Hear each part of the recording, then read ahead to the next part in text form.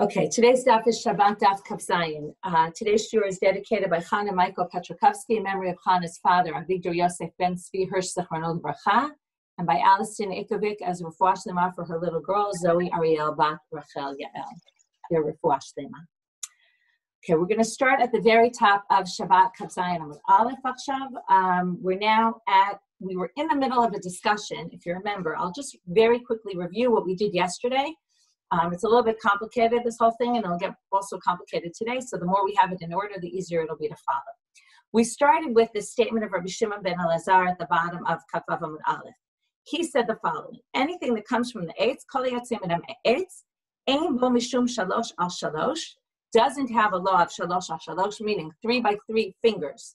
So anything that's not made out of linen that comes from a tree doesn't have regular laws of ritual impurity of 3 by 3 etzbaot, and you can use it for schach, therefore, because it's not mekabel tuma, right? Other than pishtan. Pishtan can't be, okay? Because pishtan is something that can be susceptible to impurities.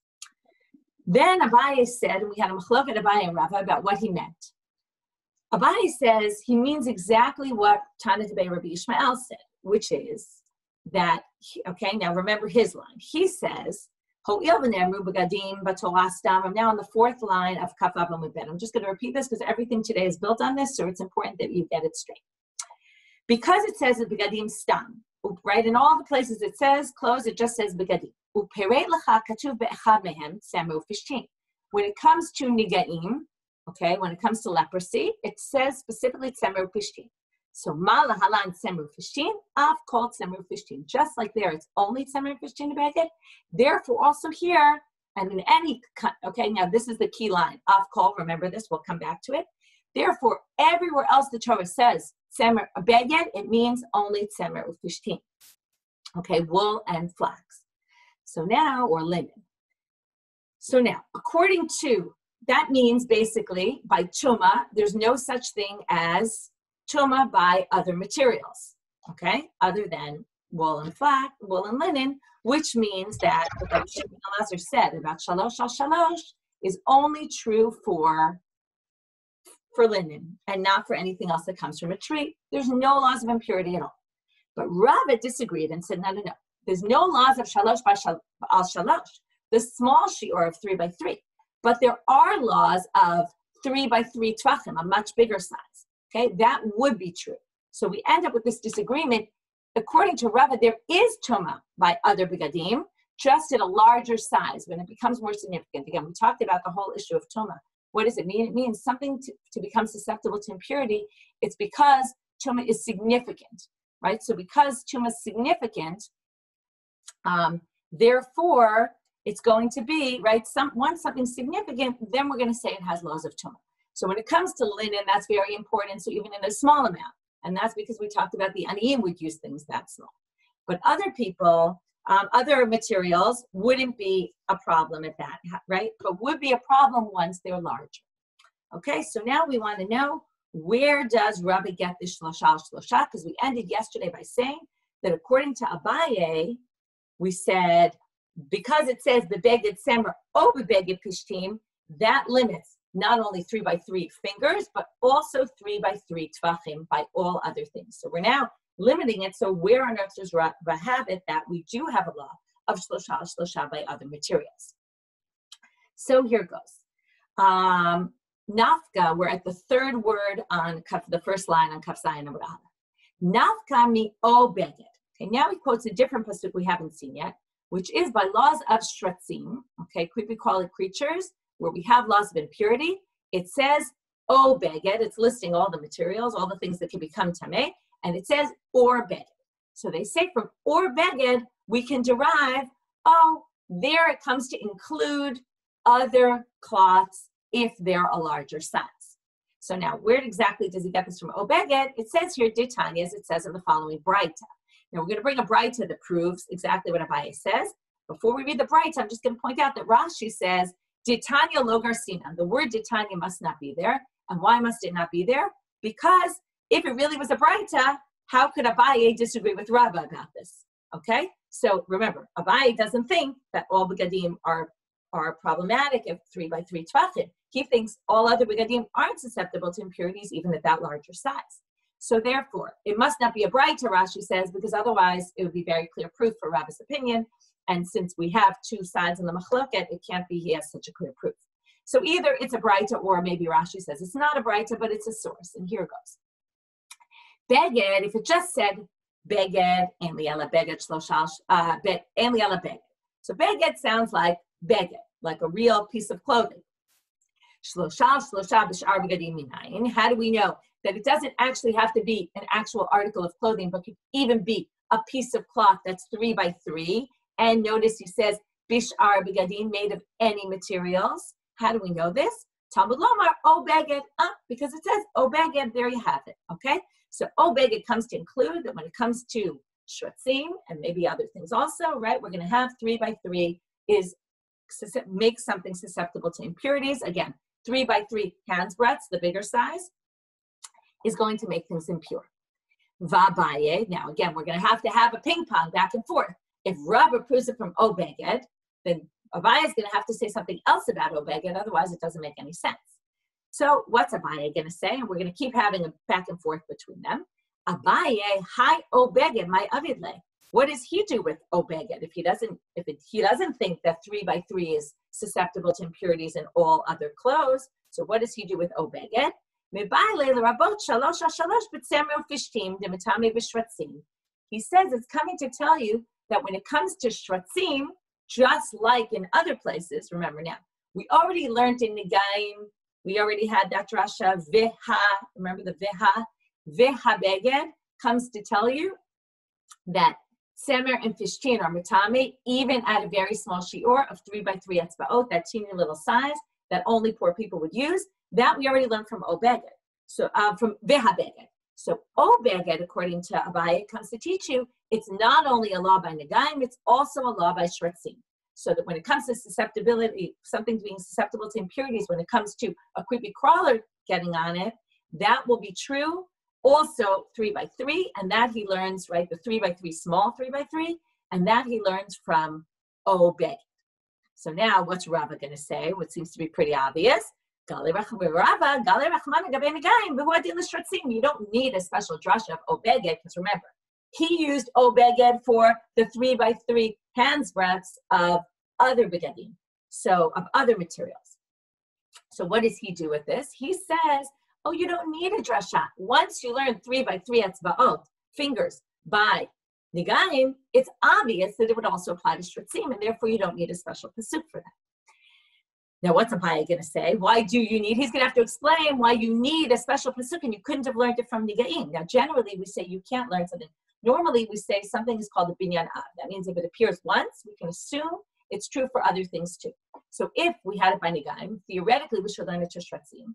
The way you can say, oh, we wouldn't have, and therefore we need a special drasha, is if you say there's some chumrah by Negaim, some stringency that wouldn't apply across the board.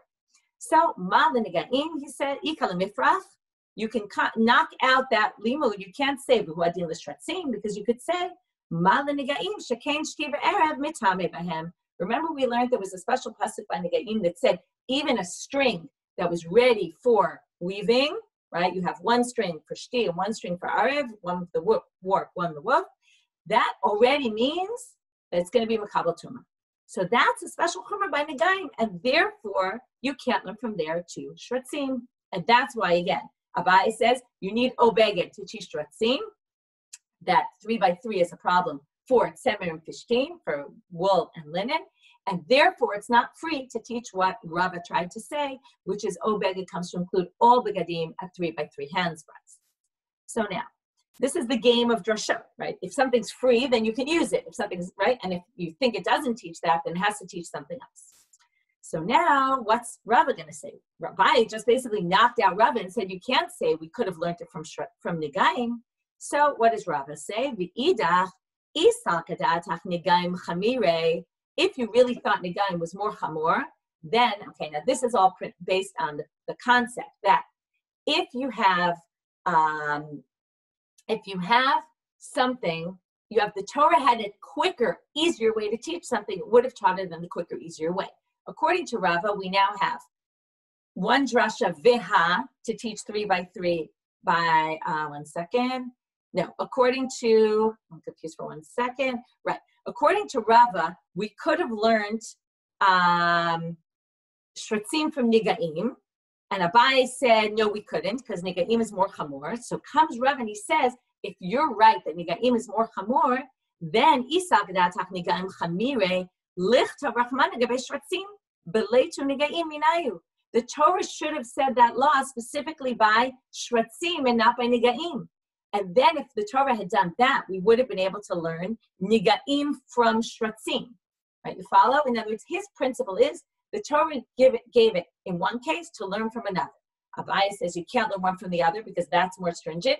Because if one's more stringent than the other, then the Torah should have taught it by the lenient case, and then it would have been true by the stringent case. So the Torah is always going to do it in the simplest way possible. And therefore, it must not be that nigaim. It's an interesting way of proving that nigaim are not chamor. Right? He's saying the fact where the Torah placed it proves that it obviously placed it in a way that can learn from one to the other. And therefore, if shratzim was really more lenient, it would have said that law by shratzim, and from there we would have learned to nigaim. So comes Abaye and he says, no, we couldn't have done that. You're wrong. We couldn't have learned from shratzim because shratzim has its own chumrah, right? As soon as something has a chumrah, it means we can't learn from one to the other. So what's the chumrah by shratzim? Idach, that's Abaye now would say, nigaim is shratzim lo atu. You can't learn nigaim from shratzim. Dikal mifrach, you could knock it down by saying, ma l'shratzim shekei metame b'chadasha. Shratzim or metame become impure at a very teeny amount, when it's already the size of a lentil. The size of a lentil is teeny.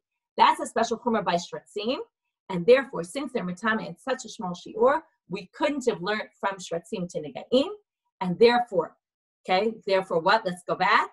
Therefore, you could say that the law of nigaim is also has its own chumrah, which shows that you couldn't learn from nigaim to shratzim or from shratzim to nigaim. Therefore, we have one drasha veha to teach by shratzim. Teach by nigaim.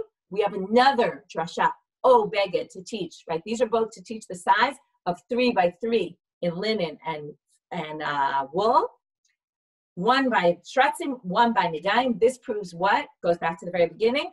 Beged is not free to teach what Rava wanted to teach, which is beged comes to include any other type of cloth at 3 by 3 hands breadth. The bigger size is going to be tameh, because again, Abaye doesn't think that it's tameh. Okay, that's where we end. We finish now that section. We're going to still come back to the concept of the machloka between them, but that was all about this drasha of where Rava got 3 by 3 b'shar begadim. Amar Abaye. Now Abaye goes back to this Tana Debei Rabbi Yishmael that we started with yesterday, that again I read today. I'll read it one more time. Ho'il, and it's on your sheet. If you look at the chart in the middle of your sheet, okay, it's there if you have the sheet in front of you. Tana Debei Rabbi Yishmael, the first one. We're going to see because there's a second one. Ho'il v'ne'emru begadim b'torah stam, because the Torah just says stam begadim. U'peret lacha katuv be'achad mehem tzemru fishtin, and because it's specified it specifically by nigaim, by leprosy, tzemer fishtin, ma lahalan tzemer fishtin, av kol tzemer fishtin.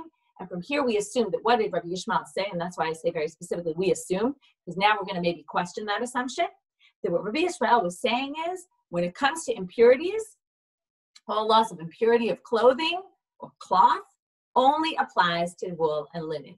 Other materials, right? Remember the whole debate Rav and Abaye was, does Rabbi Shimon ben Elazar say the same thing, or does he disagree? But everyone agreed that Rabbi Yishmael said no tuma in other cloths. Okay, that was clear.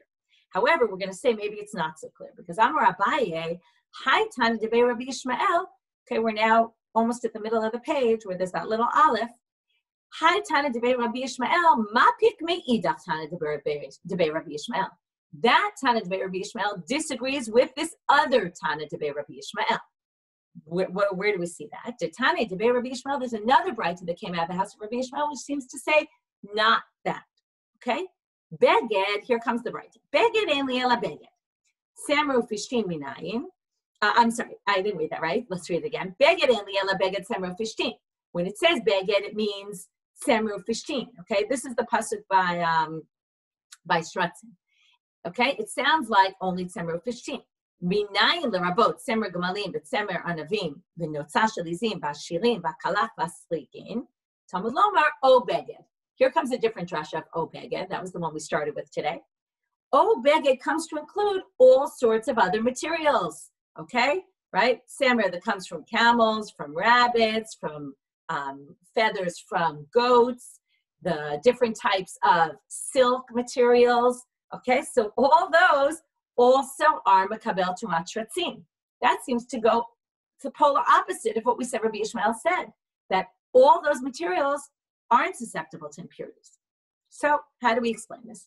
For this, we're going to have three different answers. So we'll start with Rava.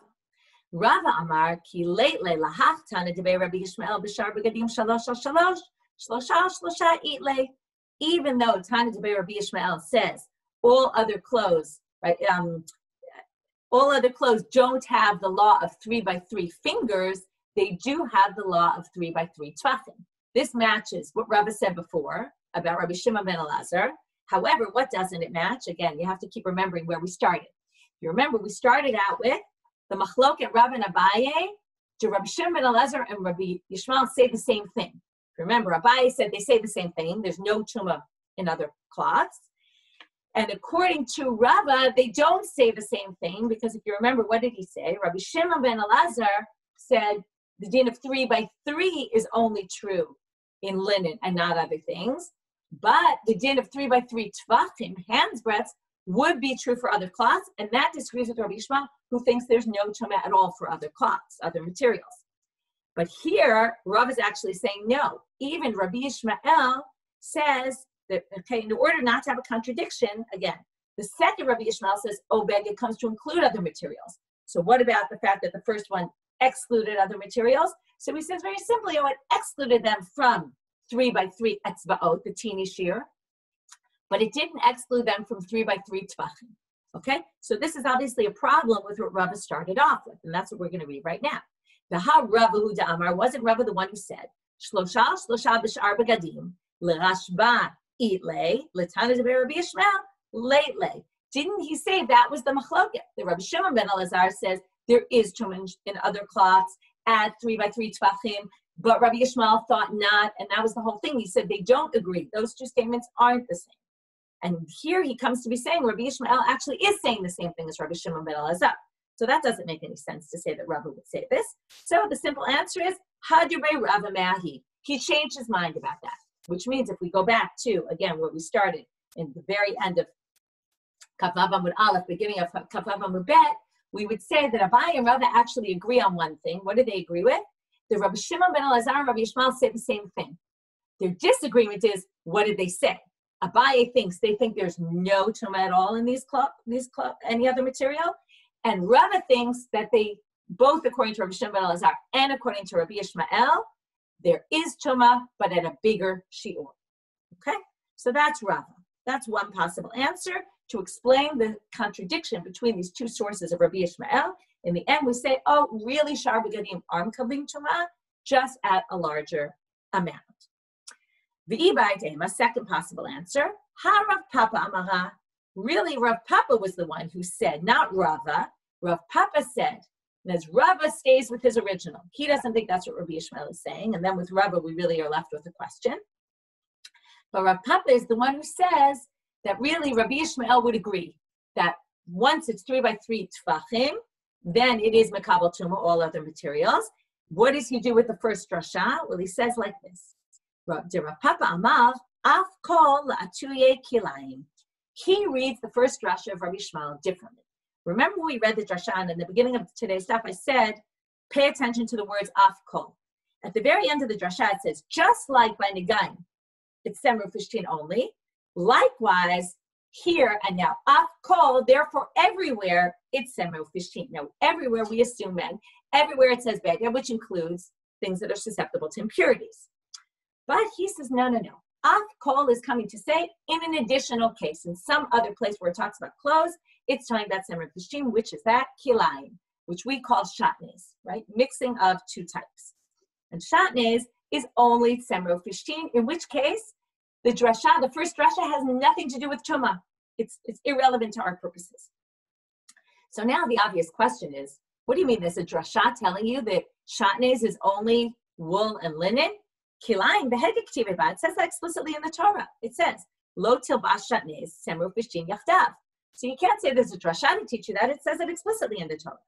So he says, well, notice the pasuk. It says, Lo tilbash, don't wear. So he says, if you just had the pasuk, and we're going to have to say the pasuk is talking about something, and the drasha is including something else that wouldn't have been obvious. Salkadat hachamina, you might have thought, hane mile derech levisha. That's only if you're actually wearing it. Okay, but aval b'ha'ala'al, let's say you put a shawl on. You're not actually wearing the shawl, you just throw it over yourself. You might have thought, kol tremine asur, maybe to throw a shawl on, that would be any material. Comes the drasha to tell you, no, there's no such thing as kilayim by other materials. So that's a very weird thing to say, because lav kap chomer, that's not a kap chomer, uma levisha de kamitani kule gufe, mikilayim amartzem ufishtin imidi achrini lo halal koshake. If you're wearing something, now when you wear something, you benefit a lot more than when you just throw something over your body. So if you're going to say that when you're wearing something, it's only if it's wool and linen mixed together, it's forbidden, then obviously if you just throw something on you, it's going to only be wool and linen. The law is obviously going to be more lenient for throwing something. So that doesn't make any sense, and therefore the Gemara rejects Rav Papa's answer and says, Had Rav Papa bedutehi. It's a messed up answer, okay? Meaning it must be a mistake. Can't be Rav Papa said this, because there would be no reason to have a drasha, right? And if I would have asked you this before class, you would have told me the same thing. Everybody knows, because it says explicitly in the Torah, that kilayim is only tzemer fishtim, right? Shatnez. And therefore, you don't need a drasha for that, and therefore, the drasha of Rabbi Yishmael can't be meaning that. So we're going to bring a third answer. Rav Nachman bar Yitzchak amar, av kol atuyet tzitzit. To say that tzitzit, you're only chayiv in tzitzit if you have a clothing made of tzemer and fishtim. Okay, and that's what it means. The av kol, again, is not talking about is susceptible to impurity, clothes that are susceptible to impurities. It's talking about tzitzit. Okay, the tzitzit, you're only chayiv in tzitzit if it's tzemer ufishtim. Now, they say tzitzit behediktiv, but tzitzit, it also says it explicitly in the pasuk, because it says, Lo tilbash shatnez, tzemer ufishtim yachdav. I brought you the pasukim at the bottom of this first side of the sheet. Okay, it's very in Parak Bet Yud Aleph. First it says you can't wear shatnez. Okay, that's tzemer ufishtim yachdav. The next pasuk is Gedilim taseh l'chal arba kamfo ksupcha asher tachaseva. So there it's talking about tzitzit, and it's right next to the word tzemer ufishtim for shatnez. And we darshan, right, that we learn from one from the other, that tzitzit is allowed to be tzemer ufishtim yachdav. You can have shatnez in your tzitzit. We talked about that yesterday. And it obviously means that your tzitzit, your chayav in tzitzit, specifically for tzemer and fishtim, okay, wool and flax, wool and linen. So now they say, okay, and so therefore it says that pasuk, it says that pasuk. So again, you don't need the drasha of Rabbi Yishmael to say it's only tzemer ufishtim. Isn't it said explicitly in the pasuk? So they're going to say, well, sal kadat hakid Rava. You might have thought like Rava. And here we're going to see there's a machloket, Rav Nachman and Rava. It's a very interesting machloket. It actually is halacha l'maaseh. Are you chayav in tzitzit for any material, or is it just linen and wool? Okay, and therefore this goes on today, where some tzitzit are actually not made from wool or linen. Okay, and some people don't hold by those. Some people think you can't have tzitzit; they have to be wool or linen. Okay, so this is the machloket Rava and Rav Nachman. So we're basically going to say that Rav Nachman saying isn't so obvious, because Rava thinks otherwise. So Rav Nachman's position is only wool and linen clothing needs tzitzit. So comes Rava and he says like this. There's a contradiction in the pasuk. The Rava Rami, he says we have a contradiction. Ktiv hakanaf. Okay, right? That's where it says in the pasuk. Nual tzitzit hakanaf patil tchelet on the corner. What did they darshan from that?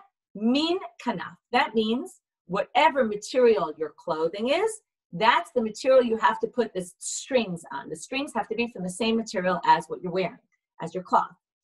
Uchtiv tzemer ufishtim yachdav. But then it says you can put, okay, now again, this isn't said by tzitzit, but it said the pasuk before, and we apply this to tzitzit, that you can actually make strings that are made of tzemer and fishtim. You can put linen and wool strings on your tzitzit together. So haketzad, how does this work? It sounds like it could be any material. On the other hand, it sounds like it has to be wool and linen. So he explains like this, Rava. Semer ufishtim potrin ben b'minam ben shelo b'minam. You'd say like semer ufishtim are magical, or I don't know what the word you would use is, but they're special, meaning they can exempt any beged. That means they work on anything. If you have wool and linen, you can put those strings on any material cloth. Okay, so here you see that according to Rava, you can have any other material tzitzit. Just it's the semer and fishtin are unique that they can basically take care of any kind of material. So potrim ben potrim ben b'minam ben shelo b'minam, whether the cloth is made of wool or linen or whether it's made of something else. Shar meaning, but any other material, if you make tzitzit out of them, b'minan potrin shelo b'minam ein potrin. They're only min kanaf. They can only be the type of material that the cloth is. Okay, so sakada tachamina kirava. You would have thought maybe we hold like Rava. Kamash Raman comes Rav Nachman to say that's what the drasha of Rabbi Yishmael is coming to say. No, we don't hold like Rava. Okay, no other begadim or chayav and tzitzit. Only semer and fishtim. Okay, now that resolved. According to us, that resolved our seeming contradiction between the two Tana Debei Rabbi Yishmael's, which again means that now we're coming to a different conclusion about Rabbi Yishmael. We thought in the beginning that Rabbi Yishmael said no clothing is susceptible to impurity other than wool and linen. Now we're saying that according to Rabbi Yishmael, no, wool and linen at 3 by 3 etzbaot, the small shiur, and everything else at 3 by 3 tvachim, the larger shiur. Okay, so we've shifted now to say, based on the second Tana Debei Rabbi Yishmael, where it says that other begadim are makabel tuma, so that Rabbi Yishmael actually holds that. Okay, different from where we started. Now we have another question about Rav Nachman's approach. Am Rav Acha b'rei de Rava le Rav Ashi.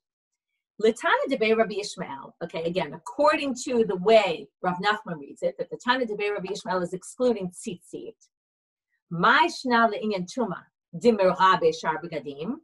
Okay, now, according to this, remember, Rabbi Yishmael thinks from the Obeged, the second Tana Debei Rabbi Yishmael, Obeged comes to say, when it comes to shratzim, right, and presumably other tumas, other clothing, other cloths can be makabel tumah 3 by 3. Now, why is that? Because of Obeged. Well, now going back to tzitzit, but not tzitzit, right? Tzitzit is just semer and fishtim, not anything else. That's Rav Nachman's interpretation. So, hachanami lema lerabot shar begadim me'asher tachaseba. By tzitzit it says, and I underlined this before, we didn't really deal with this, but in the Gedilim Taseh L'chal Arba Kampok Sutcha, it says in the pasuk asher tachaseba. Asher tachaseba, again, this is the world of drashot. Again, every time you have something that seems to include, it's a term that seems to include extra things.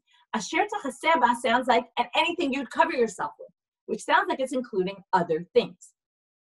So if you're going to say, Obeged includes other materials, then you should likewise say, Asher Tachaseba includes other materials by tzitzit, which now is going to contradict what Rav Nachman said, because Rav Nachman read the Tana Debei Rabbi Yishmael. The first one is saying, Afkol is tzitzit is only wool and linen. So why don't the words Asher Tachaseba include also tzitzit made of other materials, just like Obeged included other materials by Tum and Tara. Okay, so now we're going to have to say that Asher Tachaseba is an inclusive term. However, it includes something else. Okay, once we say it includes something else, then it doesn't include this. So what did they say? It comes to include the clothing of a blind person. Okay, a blind person can't see. Now, why would you think he doesn't wear tzitzit? Because it says, Tanya, as it says in the following, right? Right? Tzitzit, we all know, we say this in Shema every day, and you see them. So a blind person can't see. Maybe he's patur from tzitzit. Maybe he's exempt. So what do they say? Well, prat l'chsut laila. No, that doesn't come to exclude a blind person. It comes to exclude pajamas, right? Things you wear only at night. We talked about this before. Things you wear only at night are exempt because at night you can't see. This goes back to what we've been talking about from the beginning, that they couldn't see anything at night. Right nowadays we do, but they couldn't see. Therefore, it excludes pajamas. But again, that's something you only wear at night. So now the brighter questions. Why are you excluding that and not a blind person's clothing? So they say again, because you have asher techaseba, right? On the one hand, you have uri'item, which would be limiting. On the other hand, you have asher techaseba. So we're going to say uri'item comes to exclude pajamas. Asher techaseba, the inclusion is going to include a blind person's clothes. So now they ask the obvious question. Right? Why is that included and that excluded? This is a very interesting approach, and if you think about, right, first of all, it fits in with our whole idea of inclusivity, right? That we'd rather have the blind person be chayav the mitzvah, and it says here like this very nicely that even though he doesn't see, other people see. So it's something that's seen by people, as opposed to, which is nice because it's kind of making the summa as part of the community, right? He's not excluded. But nobody can see because it's night. Nobody can see at night. Okay, so now, but now they say, wait a minute, but let's go back to the beginning. The whole thing was, why don't we say Asher Techaseba includes other types of materials? So ve'ema l'rabot shar begadim mistabra. Why don't we say that instead of saying it's marbet, we understand it's not marbek ksut laila. But maybe instead of summa, a blind person, maybe it should include all other materials. So they say, mistabra kai b'tzemer ufishtin, marbet tzemer ufishtin, kai b'tzemer ufishtin, marbet shar begadim. He says it makes sense that if we're already in a verse which is talking about wool and linen, then it should be including things that are only wool and linen. But to say that you're kai b'tzemer ufishtin, remember the pasuk right before tzitzit said tzemer ufishtin yachtav. It was the shatnez pasuk. So what he's saying is learn from the context. Since there it started with tzemer ufishtin, it must be the next pasuk is also only wool and linen. Whereas it seems ridiculous to say that if you're standing in tzemer ufishtin and that's where your context is, you're going to be marbet shar begadim. That doesn't make any sense. So basically saying from the context one can learn that it's not including shar begadim, and therefore what's it including? It's including what we said. It's including the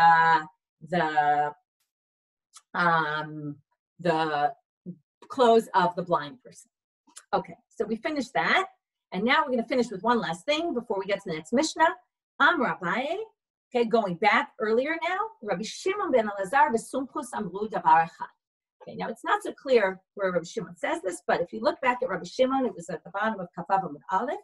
He says, Kol yotzei min ha'etz ein bo mishum shalosh al shalosh u'misachachim bo. Right, anything that comes from the tree doesn't have 3 by 3, the laws of 3 by 3. And one uses it for schach, other than pishtan. Now, because he says other than pishtan, Rashi says it sounds like, it doesn't say other than a cloth made of pishtan. So Rashi thinks that what he means is that as soon as it's spun into thread, it's already susceptible to impurities. Okay? So now, Abaye says that Rabbi Shimon ben Elazar and Sumchus basically say the same thing. What? Rabbi Shimon ben Elazar had Amaran, which is what we just explained. That once it's spun, it's already susceptible to impurities. Where does Sumchus say the same thing? Sumchus Ditanya, as Sumchus says, Sumchus Omer Sichicha. Now we're back to the schach issue. If you remember, schach can only be of something that's not Mekabel Tumah. So Sichicha Betavoy Psula. If you put schacha, flax, that was just spun, but nothing else was done to it yet, it's already psula, mipnei shemitama b'nigaim. Because by nigaim, that's what we saw, the shti and arev, therefore we're going to say it's also true by all things. And now you see they say the same thing, that as soon as you spin it, it's already, once the thread is spun, it can already be susceptible to impurity. You already can't, or even if you wouldn't necessarily say it would become tameh, you already can't use it for schach, even though it's not even a cloth yet. So now they say kiman, like who does he hold? Ki hai Tana, like the following Tana, and there's a big debate about which Tana he holds like. We'll go with the opinion that says he holds like the first one, Rabbi Meir. Titnan, shti ve'erev mitame b'negeim miyad. Okay, you can see why it's not so clear, because it's not clear what miyad is, immediately. Immediately upon what? So those who say that Rabbi Meir, that Sumchus holds like Rabbi Meir, which by the way makes sense because Rabbi Meir was his rabbi. Therefore, we're saying shti and arev are mitame as soon as they become, as soon as they're spun. Now, apparently the process was they would spin it, and then we're going to see they would cook it up in a pot, okay, and they would either for softening purposes, and then they would whiten it. So there were different stages. So again, Julie put up yesterday some videos that are helpful, although it didn't show in that video, but they showed how they make linen out of flax. It's very interesting, worth looking at. She put up a bunch of different videos on the site. You can find them on today's stuff, on yesterday's. I actually didn't categorize them yet in today's, but it should be up there soon, later this morning. But you can look also in yesterday's. And they're very helpful to see how the processes, how they worked. I recommend looking. So now, according to Rabbi Meir, as soon as they're spun, they're already susceptible to impurities. For Rabbi Yehuda Omer, hashti misheyashle, only once you cook it up. Ha'erev miyad, okay, there's a difference between the types of strings and how prepared they have to be. So the erev is immediately, the woof. The ha'unin shel pishtan misheyilabnu, and if you have these piles of, these stacks of flax, then it's only once they're whitened. Okay, so there's different stages for different things. The basic point is they're trying to say, Sumchas holds like Rabbi Meir, that they're metame miyad, that as soon as they're spun into thread, they're already metame. Okay, new Mishnah, which is actually somewhat connected. Before we quoted this from a Braita, now we're going to see this inside our Mishnah. Anything that comes from trees, only flax can be used. Rashi says, by the way, we're talking about making ptilo, okay, making wicks, specifically for wicks. And then there's a whole debate, Rashi Tosfot. You can go look, if your Hebrew is good, you can go look. There's later today, there'll be up the next parak of Gefet, which is from the Rashi Yeshiva of Drisha. And Chana Dreyfus talks there about this big important machloket Rashi Tosfot about what materials is this excluding. Rashi comes to say it excludes a bunch of other materials, which aren't really things that are trees. They're more seeds. Even flax doesn't grow from a tree. Okay, it's from the ground. So this whole thing is very strange. Why they're calling these things from the eights if they're really from the ground and not from the tree. And Tosfot has different interpretation. There's a whole machloket there. So they go through Chana goes through the Rashi and the Tosfot on this. Okay, so you can't light only pishtan, but now we get to another topic. Another thing that's true about flax is that if you make a tent out of flax, like that's your covering, then it creates tumat oel. But if it's other things that come from a tree, and now again, this doesn't mean, by the way, things that come from a tree doesn't mean wood. Wood obviously is an ohel. That's also an ohel. But what we're talking about are items that come from parts of the tree, and that's why it's complicated, because flax doesn't come from a part of the tree. But items that come from part of the tree, like the bark, some people say, there's a whole debate about what this actually means. And also there's a whole debate among the Rishonim how we define eitz. We define eitz as tree. But they say, clearly from the sugya here, eitz might have meant something else, some other definition, because they try to come up with some definition that includes flax in the definition. So there's all different opinions here. Again, this is a sign where the Gemara or the Mishnah is actually quite complicated and hard to understand. So I see Julie suggesting that maybe it's a difference between plant or animal fibers. Maybe that's the issue. Again, the Rishonim offer all different possible answers. I'll leave it at that for right now. So Minahan de Pishtan Ikra 8. So the Gemara asks exactly that. How do we get the Pishtan is 8? And instead of giving, again, an answer that you would have liked, like, either maybe the Gemara would have defined 8 really means this, or they prove it from the nature somehow, but they bring it from a pasuk in the Nevi'im.